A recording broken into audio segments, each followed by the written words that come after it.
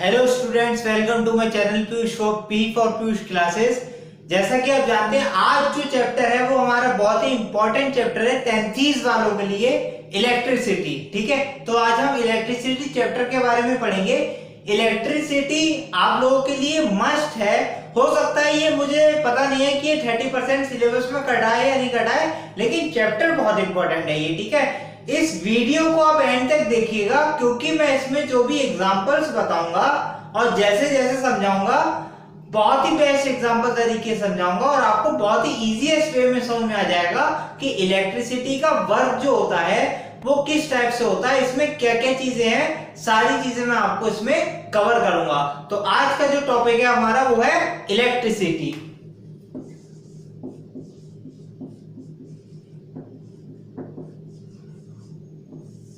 Electricity, okay. Electricity में हमें साफ साफ बात है, तीन चीजें पढ़नी है। पहला है V, I, R। बस इन तीन चीजों पे आपका इलेक्ट्रिसिटी खत्म हो जाता है। ठीक है, V फॉर पोटेंशियल डिफरेंस,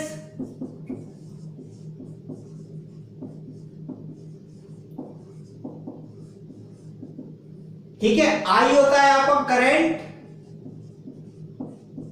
और R होता है आपका रेजिस्टेंस। ठीक है, ये तीन टॉपिक है, पोटेंशियल डिफरेंस, करंट और रेजिस्टेंस। एक बार मैं जरा चेक कर ले रहा हूं कि वीडियो ठीक बन रही है कि नहीं बन रही है। हाँ, वीडियो आपकी ठीक बन रही है, सही है, क्लियर है। अगर क्लियर नहीं हो तो कमेंट बॉक्स में बता दीजिएगा। ठीक है, पोटेंशियल डिफरेंस, करंट, रेजिस्टेंस, इन तीन चीजों पे आपका इलेक्ट्रिसिटी चैप्टर खत्म हो जाता है। इसी पे आपका आगे जाके इलेबोरेट करके हम 11 में पढ़ेंगे, 12 में पढ़ेंगे, सॉरी। और अभी हम लोग क्या कर रहे हैं, पोटेंशियल डिफरेंस, करंट और रेजिस्टेंस, इसके बारे में पढ़ते हैं। पोटेंशियल डिफरेंस, वोल्टेज, वोल्टेज जो आपके घर में आती है स्टेबलाइजर में। ठीक है, स्टेबलाइजर में वो वोल्टेज, ठीक। अब वोल्टेज का काम क्या होता है, मेन जो वोल्टेज होती है वो होती है 220 वोल्ट। ठीक है, 220 वोल्ट आपके घर में आना चाहिए। ठीक है, अगर आपके घर में 220 वोल्ट से कम होता है तो भी ज्यादा से ज्यादा 210 आना चाहिए, 200 तक होना चाहिए, तब तक ठीक है। अगर 200 पे पहुंच गया तो यानी आपका वोल्टेज कम आ रही है। हायर पे चले जाए तो 240 या 250 तक चले जाए तो वो हाईएस्ट हो जाता है। ठीक है, तो आपकी चीजें क्या होंगी, खराब होना शुरू हो जाएंगी। ठीक है, फ्रिज वगैरह, टीवी, ये सब चीजें वगैरह खराब होना शुरू हो जाएंगी। ये पोटेंशियल डिफरेंस का काम होता है कि करंट को सही तरीके से पहुंचाना अप्लायंसेस में आपके, ये काम होता है वोल्टेज का, पोटेंशियल डिफरेंस का। यूनिट्स भी इसके साथ लिख दे रहा हूं। वोल्टेज की यूनिट होती है वोल्ट, करंट की यूनिट होती है एम्पियर और इसकी होती है ओम। ठीक है, इसे V लिखते हैं, इसे A ही लिखते हैं, इसका साइन ऐसे करके ऐसे बनता है। ठीक है, A बनाना है आपको, बस बीच में डैश नहीं लगाना है। ठीक है, सिंपल सी बात है, ओम। ठीक है, करंट आपको पता ही है। ठीक है, करंट जो हमारा फ्लो हो रहा है। रेजिस्टेंस, रेजिस्टेंस का काम क्या होता है कि करंट को अपोज करता है। जैसे मान लीजिए बाई चांस एक कमरा है, ठीक है, एक कमरा है, उसमें आपको एक डोर है, डोर से बाहर जाना है आपको। ठीक, अब अगर मैं उस डोर पे 10-15 लोग खड़े कर दूं, ठीक है, तो आपका जाना एक तरीके से खत्म की कगार पे हो जाएगा। 10-15 हट्टे कट्टे लोग खड़े कर दूं और मैं सूखा साखा, तो कैसे जा पाऊंगा। तो मैं क्या करूंगा, उन्हें अपोज करूंगा। कैसे करें, जैसे जनरल डिब्बे में होता है, ट्रेन में क्या करते हैं, हटाओ बचाओ करते हैं, कैसे ना कैसे उसमें घुस ही जाते हैं। ठीक है, तो रेजिस्टेंस का काम क्या होता है कि करंट को अपोज करने का काम करता है। ठीक है, रेजिस्टेंस जो है करंट को अपोज करने का काम करता है। इसीलिए आपने कभी कभी देखा होगा कि जो वायर्स होते हैं, वायर्स जो होते हैं वो गर्म पड़ने लगते हैं। गर्म क्यों पड़ने लगते हैं, क्योंकि रेजिस्टेंस, जैसे कि ये है, मान लो आपको वायर, यहाँ आपका करंट जाना है। ठीक है, ये आपका करंट जाना है, अब यहाँ पे रेजिस्टेंस ने इसे अपोज करा तो इतना पोर्शन जो होगा वो गर्म पड़ने लगेगा। इसीलिए आपने देखा होगा जितना हैवी अप्लायंस होता है उतना ही मोटा उसका तार आपको दिया जाता है। ठीक है, ज्यादा पतला तार, फॉर एग्जांपल अगर ये वाला तार है, ठीक है, ये सिंपल सा नॉर्मल सा तार है आपका, अगर ये आप टीवी में जोड़ दोगे तो क्या होगा, टीवी खराब हो जाएगा। क्यों? क्योंकि ये करंट को नहीं झेल पाएगा, ठीक है, रेजिस्टेंस ज्यादा हो जाएगा इस वजह से, ठीक है। तो रेजिस्टेंस का काम ये होता है, ओके। अब हम जो मेन अब इस टॉपिक पे आते हैं जो हमारे चैप्टर्स में है, ठीक है। चैप्टर्स में टॉपिक्स क्या क्या हैं, तो सबसे पहला टॉपिक जो है मोस्ट इंपॉर्टेंट चीजें बता दे रहा हूं। बाकी तो देखिए एस चांद आप खरीद लीजिए, उसमें एक एक लाइन के लिखे हुए हैं कि करंट क्या होता है, वोल्टेज क्या होता है, रेजिस्टेंस क्या होता है। वीडियो लंबी हो जाएगी इसलिए मैं आपको वो लिखवा नहीं रहा हूं, ठीक है। अब क्या करना है हमें कि जो मेन टॉपिक है वो आपको समझा दे रहा हूं। सबसे पहला जो आपका मेन इंपॉर्टेंट टॉपिक आता है वो आता है आपका इलेक्ट्रिक पोटेंशियल, ठीक है, इलेक्ट्रिक पोटेंशियल, इलेक्ट्रिक पोटेंशियल।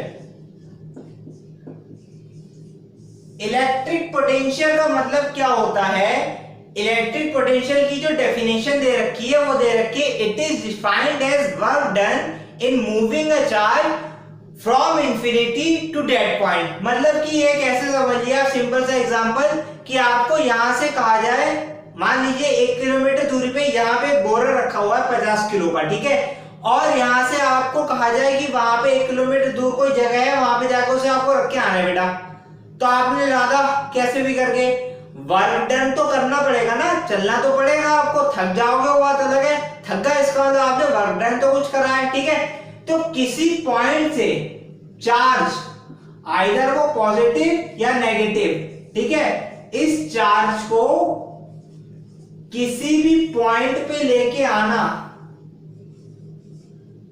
ठीक है, उसमें जो वर्क डन लगा आपका, it is defined as the work done in moving a charge from infinity to dead point, ठीक है। इसको आपको कहते हैं इलेक्ट्रिक पोटेंशियल, ये होती है इलेक्ट्रिक पोटेंशियल की डेफिनेशन। अब डेफिनेशन आपको एज इट इज याद करनी है, ठीक है, क्योंकि और तो इसके अलावा और कोई लैंग्वेज में इसकी लैंग्वेज में डेफिनेशन बन नहीं सकती, तो यही डेफिनेशन आप याद कर लीजिए, it is defined as work done in moving a charge from infinity to dead point, ठीक है। ये आप समझ लीजिए इलेक्ट्रिक पोटेंशियल की डेफिनेशन होती है और इलेक्ट्रिक पोटेंशियल यही होता है, ठीक, बेस्ट, ठीक, समझ में आ गया आपको।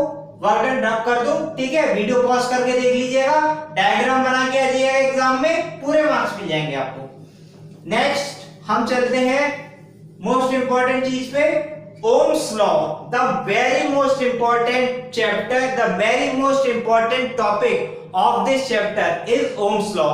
Ohm's law आपके क्वेश्चन पेपर में आता ही आता है, अगर नहीं आएगा तो न्यूमेरिकल जो होते हैं Ohm's law पे वो आ जाते हैं। तो अब हम Ohm's law पढ़ते हैं।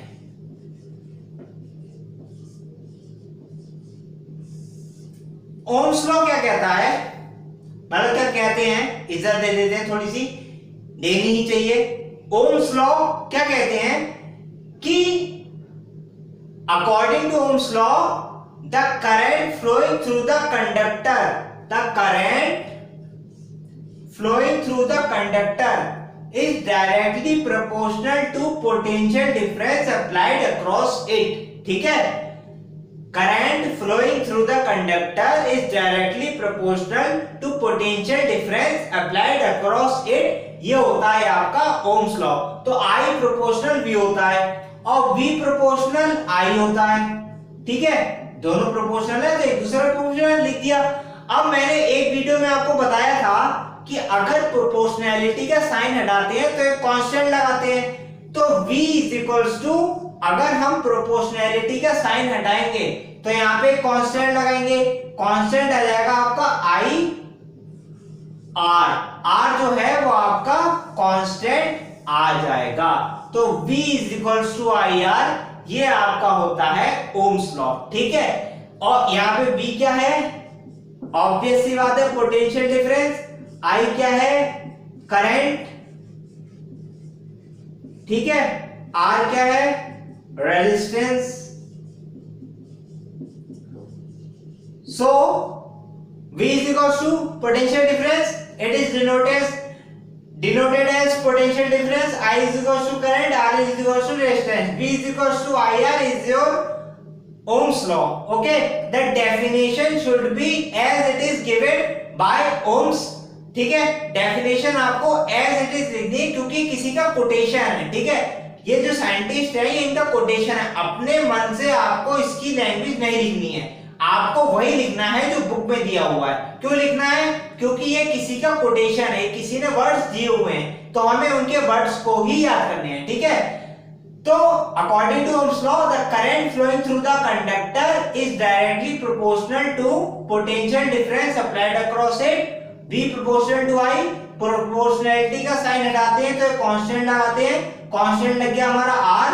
तो V इज इक्वल्स, तो ये इसके आपके डेजिग्नेशन दे रखे हैं कि क्या क्या होते हैं. V होता है पोटेंशियल डिफरेंस, I होता है करंट, R होता है रेजिस्टेंस. ठीक है, V is equals to IR. V is equals to IR, बस इतना याद रखिए अभी. ठीक है, अब मैं आपको इसके थोड़ी वेरिएशंस बता देता हूं.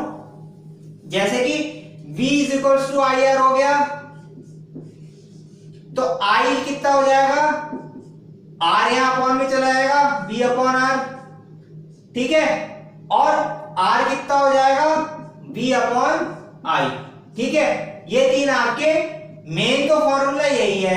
ठीक है, बाद में अगर I निकालने को आता है तो ऐसे निकालेंगे, रेजिस्टेंस निकालने को आता है तो ऐसे निकालेंगे. ठीक है, V is equals to IR, I is equals to V upon R, R is equals to V upon I.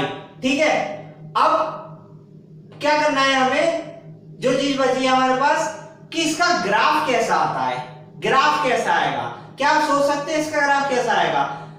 अगर कोई चीज किसी चीज के डायरेक्टली प्रोपोर्शनल होती है तो इसका मतलब क्या होता है, समझा देता हूं कि एक चीज जितना बढ़ेगी दूसरी चीज भी उसी के रिस्पेक्ट में उतना ही बढ़ती है. ठीक है, उसी को कहते हैं डायरेक्टली प्रोपोर्शनल. ठीक है, इनवर्सली प्रोपोर्शनल में क्या होता है कि एक चीज जितना बढ़ती है दूसरी चीज उसी के रिस्पेक्ट में उतना ही घटती है, सेम. ठीक है, जितना वो बढ़ेगा उतना वो घटेगा. ठीक है, ठीक, जैसे कि उम्र और उम्र. ठीक है, अब हाइट की बात की जाए तो जैसे जैसे आपकी एज बढ़ती जाएगी वैसे वैसे हाइट बढ़ती जाएगी, तो हाइट और एज आपके इनवर्सली प्रोपोर्शनल हो गए. तो ये बढ़ेगा, V बढ़ेगा तो I भी बढ़ेगा, I बढ़ेगा तो V भी बढ़ेगा. तो अगर हम वैल्यूज I की 2 ले ले तो V भी 2 आएगा, 4 ले ले तो 4 आएगा, 6 ले ले 6 आएगा, 8 ले ले 8 आएगा, 10 ले ले 10 आएगा. ठीक है, अरे यार 10 लिख ले 10 आएगा. ठीक है, अब इसका ग्राफ कैसे बनाएंगे?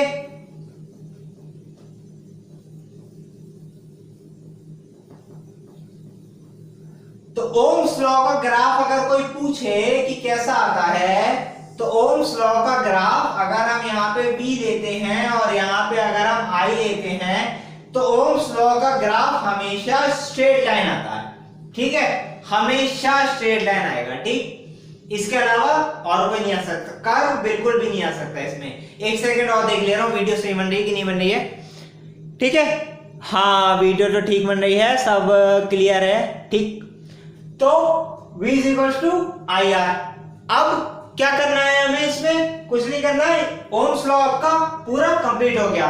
फिर से रिवीजन एक बार करा देता हूं. अब V is equals to IR आपका ओम्स लॉ होता है, I is equals to V upon R भी लिख सकते हैं और R is equals to V upon I भी लिख सकते हैं. ग्राफ इसका आता है स्ट्रेट लाइन. ठीक है, और at constant temperature the current flowing through the conductor is directly proportional to the potential difference applied across it. ये आपका होता है Ohm's law. As it is ditto आप बिल्कुल ऐसे ही लिख के आ जाएंगे तो 5 आउट ऑफ 5 मार्क्स आपको ऑटोमेटिकली मिल जाएंगे. टीचर ग्राफ देखेंगे, ठीक है, और V is equals to IR देखेंगे, बस इतना देख ले, हमने समझ में आ जाएगा कि स्टूडेंट को आता है तो आपको पास नंबर दे देंगे. ठीक है, ओम्स लॉ खत्म हो गया. ठीक, अब जो हमारा नेक्स्ट टॉपिक है, इंपॉर्टेंट टॉपिक्स मैं यहाँ पे कवर कराता हूँ. ठीक है, क्योंकि सारे टॉपिक्स कवर कराऊंगा तो वीडियो लेंदी हो जाएगी, बोरिंग हो जाएंगे. तो अगला जो हमारा टॉपिक है वो है series and parallel combination. Series and parallel combination.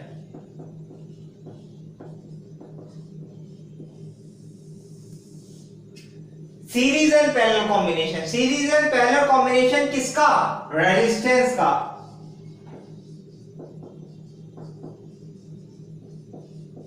ठीक है, तो रेजिस्टेंस का जो सिंबल होता है वो कुछ ऐसे होता है, हार्ट बीट की तरह ऐसे जाता है। ठीक है, ये होता है रेजिस्टेंस का सिंबल। ठीक, अब हमें रेजिस्टेंस को सीरीज में जोड़ना है।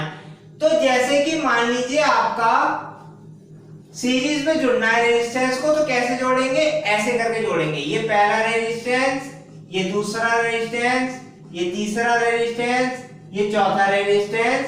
ठीक है, ऐसे करते करते नेमिंग कर लीजिए R1, R2, R3, R4। ठीक है, ये आप नेमिंग कर लीजिए। अब समझेंगे कैसे? समझेंगे कैसे कि रेजिस्टेंस जो है आपका सीरीज कॉम्बिनेशन में जुड़ा हुआ है। मान लीजिए स्कूल में असेंबली हो रही है। ठीक है, ठीक है, स्कूल में आपके असेंबली हो रही है। असेंबली हो रही है तो क्या होता है कि आपकी क्लास की जो लाइन होती है वो सीधे लगी होती है ना, स्ट्रेट लाइन। तो आपकी क्लास की जो लाइन लगी हुई है वो आपसे सीरीज कॉम्बिनेशन में लगी हुई है। ठीक है, सीरीज कॉम्बिनेशन में लगी हुई है। आपकी क्लास की लाइन आपसे सीरीज कॉम्बिनेशन में लगी हुई है। ठीक, अब क्या होगा कि अगर मैंने पीछे वाले को धक्का मारा तो क्या होगा? सारे गिरेंगे आगे जाके। ठीक है, तो अगर इस पे अगर कोई इफेक्ट पड़ेगा तो इन सब पे इफेक्ट पड़ेगा। ठीक है, सारे रेजिस्टेंस पे इफेक्ट पड़ जाएगा। अब रेजिस्टेंस में जो मोस्ट इंपॉर्टेंट चीज याद करने की है वो ये है कि करंट रेजिस्टेंस में सेम रहता है। मतलब इसमें भी अगर 2 एम्पियर बह रहा होगा तो इसमें भी 2 एम्पियर, इसमें भी 2 एम्पियर, इसमें भी 2 एम्पियर। लेकिन वोल्टेज जो होती है वो डिफरेंट होती है। वोल्टेज आपकी डिफरेंट होती है। ठीक है, करंट सेम रहता है, वोल्टेज डिफरेंट होती है। हो सकता है इसमें 20 वोल्ट बह रही हो, इसमें 40 वोल्ट बह रही हो, ये तो बहुत ज्यादा हो गई। ठीक है, 0.1 वोल्ट बह रही हो, 0.2 वोल्ट, 0.3, 0.4 ऐसे करके वोल्टेज बह रही हो। ठीक है, तो वोल्टेज जो होती है वो डिफरेंट होती है सीरीज कॉम्बिनेशन में। Series combination as it is यही होता है, इसमें और कुछ याद करने की जरूरत है नहीं। फॉर्मूला आर नेट, जो टोटल रेजिस्टेंस आप निकालेंगे वो हो जाएगा R1 plus R2 plus R3 plus R4।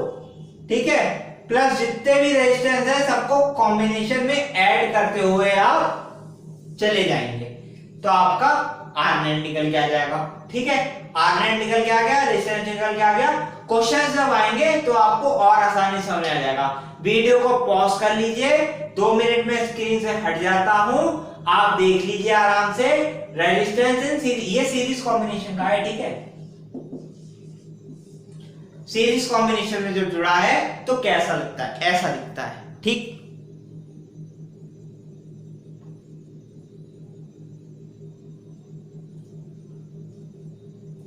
तो सीरीज कॉम्बिनेशन हो गया।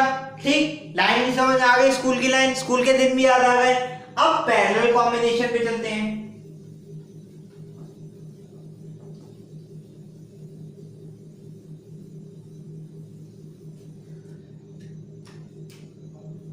पैरेलल कॉम्बिनेशन में ऐसे जुड़ता है, ये पहला रेजिस्टेंस, ये दूसरा रेजिस्टेंस, ये तीसरा रेजिस्टेंस, ये चौथा रेजिस्टेंस। ठीक है, ये सारे आपके पैरेलल कॉम्बिनेशन में जुड़ गए हैं। ठीक है, यहां से आपका करंट बह रहा है, बैटरी है, ये बैटरी है। ठीक है, छोटा वाला साइन, छोटे वाले नेगेटिव होते हैं, बड़े वाले पॉजिटिव होते हैं।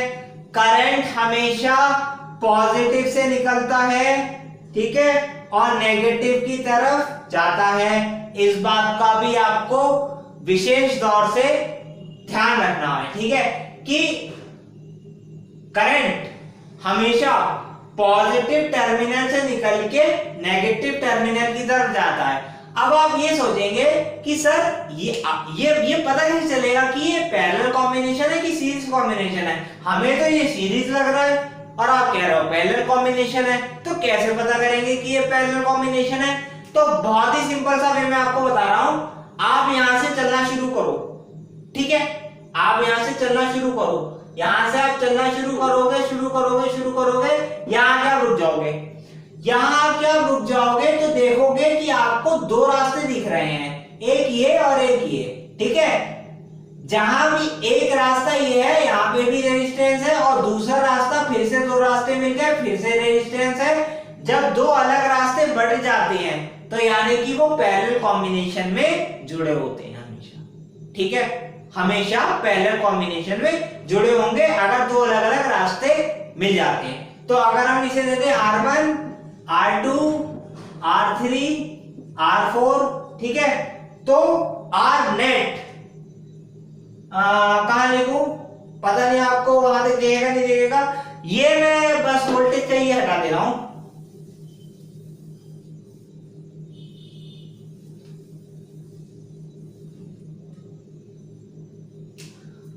One upon R net is equal to 1 upon R1 plus 1 upon R2 plus 1 upon R3 plus 1 upon R4। ये होता है आपका फॉर्मूला, प्लस जितने भी होते जाते हैं, ठीक है। आंसर आपका जो आएगा, जो भी आंसर आएगा बहुत ही ध्यान से सुनिएगा इस बात को, और चाहे तो आप इसे दो बार सुनिए, पॉज कर करके सुनिए, बैक कर करके सुनिए, फॉरवर्ड कर करके सुनिए, चाहे कैसे भी सुनिए, MP3 में कंप्रेस करके सुनिए, कुछ भी करके सुनिए। आंसर जो आएगा वो अपॉन में आएगा। जैसे मान लीजिए फॉर एग्जांपल आंसर आया 1/10 is equal to 1/R net, ठीक है, तो ये आपका आंसर नहीं हुआ, आपका आंसर क्या हुआ, ये दोनों रेसिप्रोकेट हो जाएंगे, ठीक है। तो R नेट आपका जो निकल के आ जाएगा वो आ जाएगा 10 ओम का। ये चीज मैं आपको समझाना चाह रहा था कि इसमें आपको पैरेलल कॉम्बिनेशन में जो आंसर आएगा उसको आपको रेसिप्रोकेट करना होगा, तब जाके आपका फाइनल आंसर निकल के आएगा। इसमें क्या होता है, करंट डिफरेंट होता है और वोल्टेज सेम वैरी होती है, ठीक है। करंट जो होता है वो डिफरेंट होता है, मतलब इसमें 1 एम्पियर बह रहा है, इसमें 2 एम्पियर बह रहा है, इसमें 3 एम्पियर बह रहा है, इसमें 4 एम्पियर बह रहा है, कोई बात नहीं, ठीक है। वोल्टेज सेम रहती है, अगर यहाँ पे 10 वोल्ट बह रही है तो यहाँ पे 10 वोल्ट, यहाँ भी 10 वोल्ट, यहाँ भी 10 वोल्ट, ठीक है, वोल्टेज आपकी सेम रहेगी।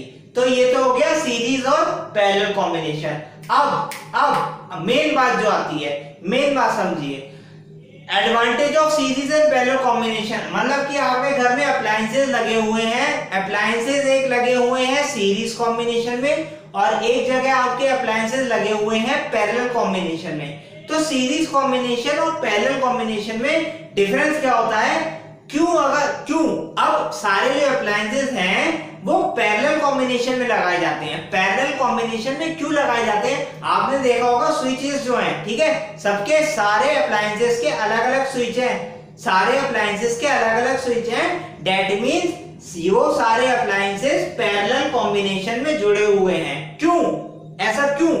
तो फिर से आ जाइए उसी एग्जांपल पे कि लाइन है, ठीक है, आपकी क्लास की कॉलेज की लाइन लगी हुई है, क्लास की आपके साथ के बच्चे खड़े हुए हैं, ठीक है, पड़ोस में मान लीजिए आप 10th के तो 11th के बच्चे की लाइन लगी हुई है। अब मैंने आपको धक्का दिया तो आपकी लाइन ही तो गिरेगी, ठीक है, पड़ोस वाले पे तो कोई फर्क पड़ेगा नहीं, उसे तो धक्का मिला नहीं है, ना कुछ मिलेगा, जब तक उसे पकड़ नहीं लेते तो वो नहीं गिरेगा। तो मेन बात यह है कि अगर आप उसे धक्का देंगे, ठीक है, तो आपकी केवल लाइन जो है वो गिरेगी और पड़ोस वाली लाइन बच जाएगी, ठीक है। तो सीरीज कॉम्बिनेशन में अगर एक अप्लायंस खराब होता है, सीरीज कॉम्बिनेशन में अगर एक अप्लायंस खराब होता है तो सारे अप्लायंसेस झटके से सारे अप्लायंसेस खराब हो जाते हैं। इसीलिए जब मैं छोटा था तो पहले देखते थे कि मोटर फूकती थी तो पता चला फ्रिज भी फूक गया और टीवी भी फूक गई, ये सारी चीजें फूक गई। क्यों? तब सीरीज कॉम्बिनेशन वगैरह आते थे।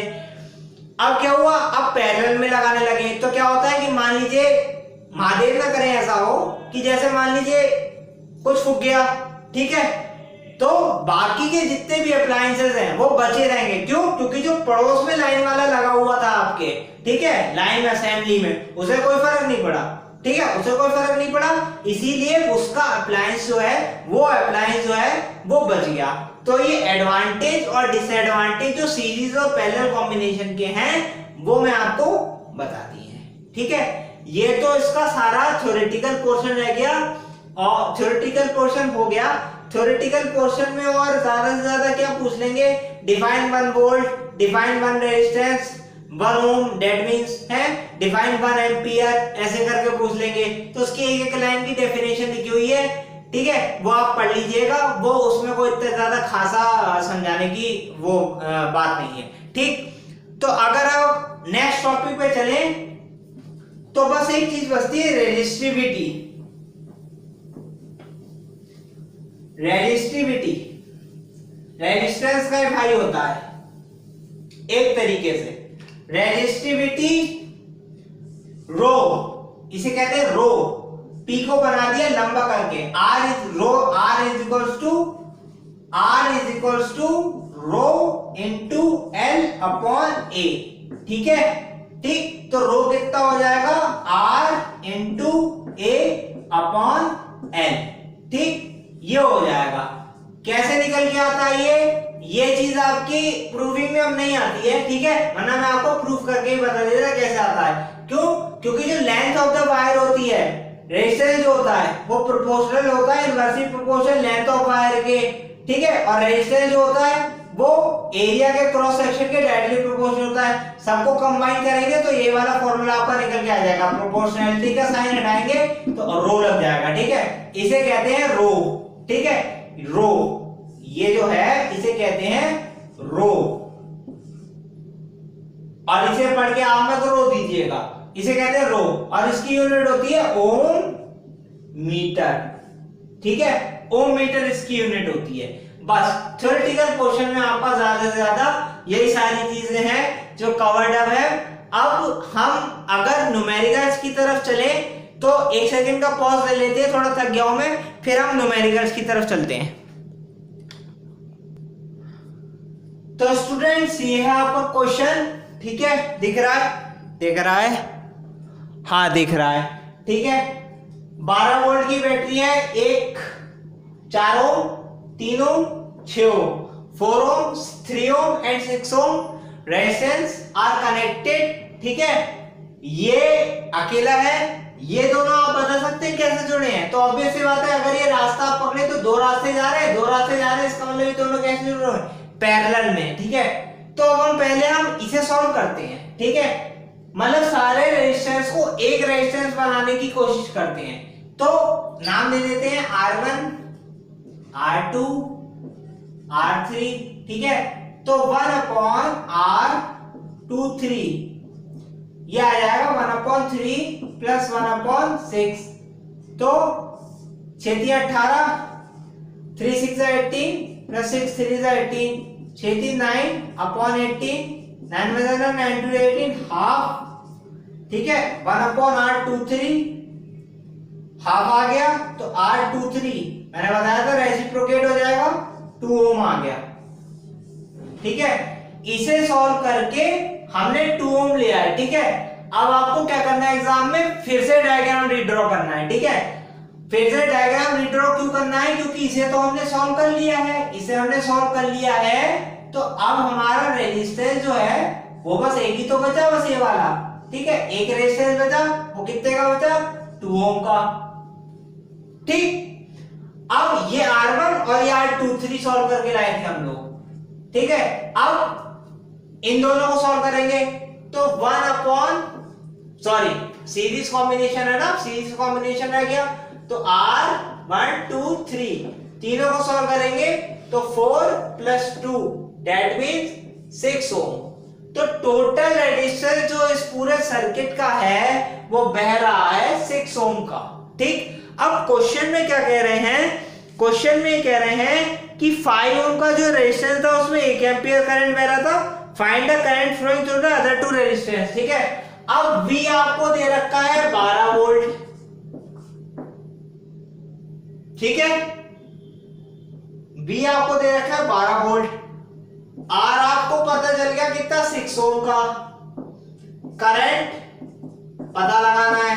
अब सीरीज कॉम्बिनेशन है तो करंट तो सेम रहेगा। ठीक है, सीरीज कॉम्बिनेशन है तो करंट तो सेम ही रहेगा, करंट सेम रहेगा तो V इक्वल्स टू IR होता है अकॉर्डिंग टू ओम्स लॉ, यानी I equals to V upon R होता है। तो V कितना है हमारे पास 12 और R कितना है 6 टू 12, I हमारे पास आ गया 2 एम्पियर,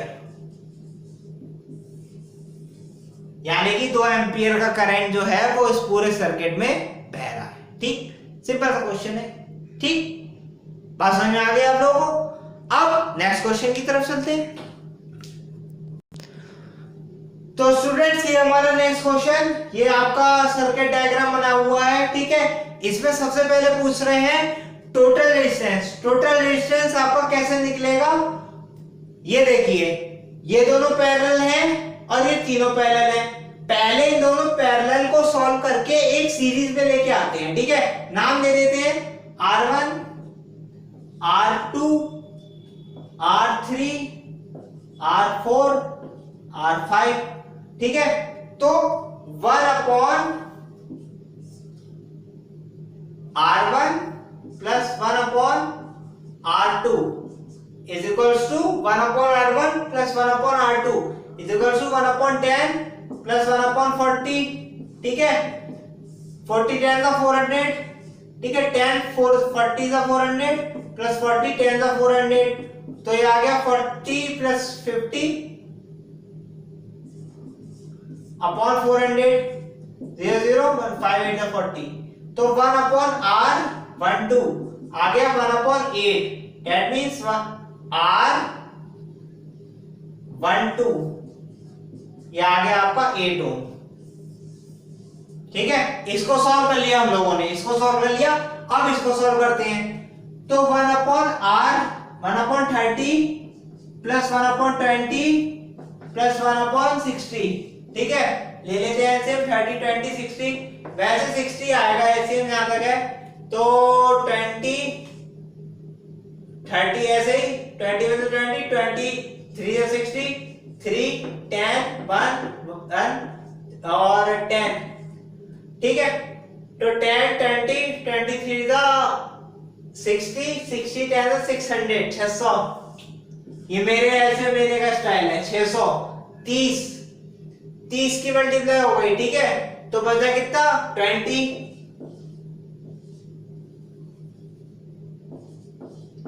प्लस 20 तो 10 या 30 प्लस 60 मतलब 60। ठीक है, नहीं सॉरी 60 600 है ना, तो 600 यानी कि 60, तो 20 से 10 आ जाएगा यहाँ पे। ठीक, अब 30 40 60 60 अपॉन 600, दैट मींस 6 1 6 6 10 60, तो 1 अपॉन R 3 4 5 ये आ गया 1 अपॉन 10, तो R 3 4 5 इज इक्वल टू 10 ओम। ठीक है, ये आ गया आपका 10 ओम का। ठीक, तो आपने इसको भी सॉल्व कर लिया, इसको भी सॉल्व कर लिया। अब आपका जो नेट रेजिस्टेंस बना जाके वो आपका बना, एक तो इसे हमने सॉल्व कर लिया था तो ये ऐसे जाके बनेगा, एक तो हमने इसे सॉल्व कर लिया है तो ये कुछ ऐसे जाके बनेगा। ये आया है आपका 8 ओम यानी R12, और ये आया आपका 10 ओम यानी R3 4 5।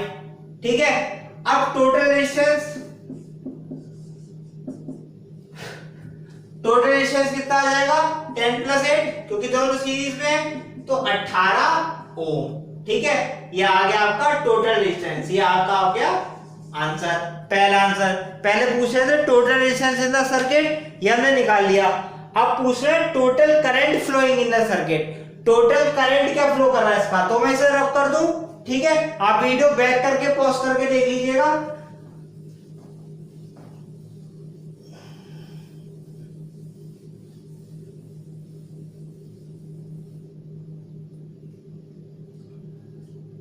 तो हमसे पूछ रहे हैं टोटल करंट, टोटल करंट हमसे पूछ रहे हैं। V हमारे पास था कितने वोल्ट का वोल्टेज थी इसकी, 12 वोल्ट, और R हमारे पास अभी सॉल्व करके आया 18। तो I is equals to V upon R होता है according to ohm law, according to Ohm's law.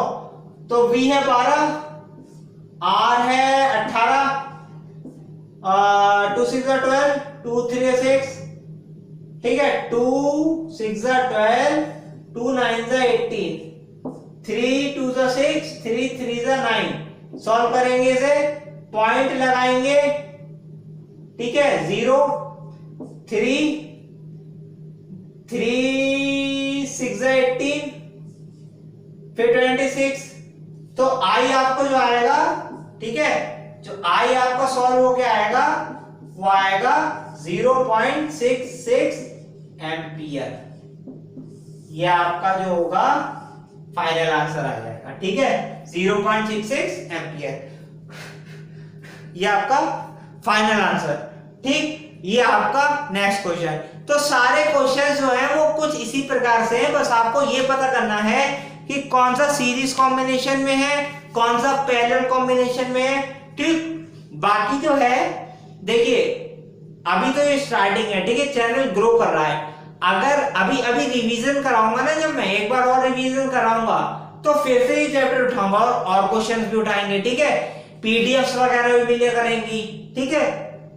और आपका टेलीग्राम पे चैनल बनाएंगे, टेलीग्राम पे ग्रुप बनाएंगे, उसमें ऐड करेंगे, उसमें आपको पीडीएफ मिला करेगी, क्वेश्चन सॉल्व करने को दिया जाएगा, लाइव क्लासेस वगैरह भी हुआ करेंगी, लेकिन उसमें थोड़ा टाइम लगेगा, ठीक है, टाइम तो लगता ही है हर चीज में। तो जितना आपको समझ में आया, अगर आपको उतना अच्छा लगा तो लाइक शेयर और सब्सक्राइब प्लीज जरूर करिएगा, ठीक है। इसीलिए मैंने कहा था आपको वीडियो को एंड तक देखिएगा, ताकि क्योंकि आपको कॉन्सेप्ट जो है मुझे लग रहा है कि हाँ आपको कॉन्सेप्ट समझ में आ गए होंगे, ठीक है। न्यूमेरिकल्स की बात है तो there are ample amount of numericals, you can't solve all the numericals, you have to solve the very specified numericals that can come in exam, ठीक है, ओके, जो आपके एग्जाम्स में आ सकते हैं। केवल आप वो न्यूमेरिकल्स को ध्यान दें और कॉन्सेप्ट क्लियर करें, रटे नहीं, रटना सही नहीं है, कॉन्सेप्ट को क्लियर करना मोस्ट इंपॉर्टेंट है। कॉन्सेप्ट अगर मेरे क्लियर नहीं होते तो आज मैं ये नहीं पढ़ा रहा होता। तो कॉन्सेप्ट को क्लियर रखिए, अच्छे से पढ़िए,